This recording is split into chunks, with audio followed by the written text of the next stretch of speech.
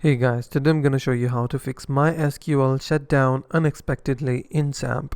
So first of all, what you have to do is open your file manager to fix that issue and go to this PC or my computer, and you have to go to the folder where you have installed Xampp control panel. So I will open my C drive. Here I have installed Xampp. So then you have to find the MySQL folder, click on it, double click on it to open the folder, and then what you have to do is find the folder called data.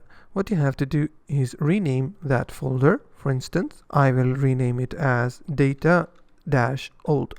So it will become old data folder. And then what I will do, I will create a new folder. I will name it as data.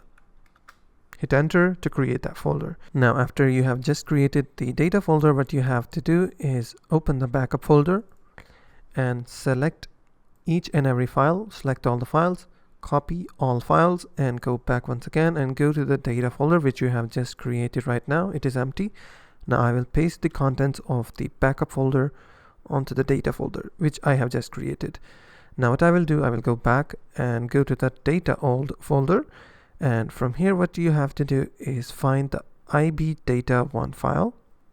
You have to copy that file and go back and go to the data folder which you have just created and paste that file over here. And it will ask you if you want to replace the file. Select replace the file in the destination. Now after doing that, what you have to do is go back once again, go to data old. Now you have to select all the folders except these three folders which are on the top. If you have test folder, you can copy that. If you have any other folders, you can copy that as well, but do not copy these three folders, the first three ones, which are PHP, MyAdmin, Performance, and MySQL folder. So what you have to do, in my case, I have only single folder which is called test. I will copy that and go back to the data folder which I have just created, and I will paste that and replace that file in the destination. And you're done.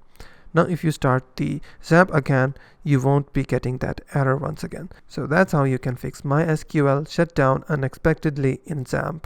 If you find this video helpful, please hit the like button and don't forget to subscribe.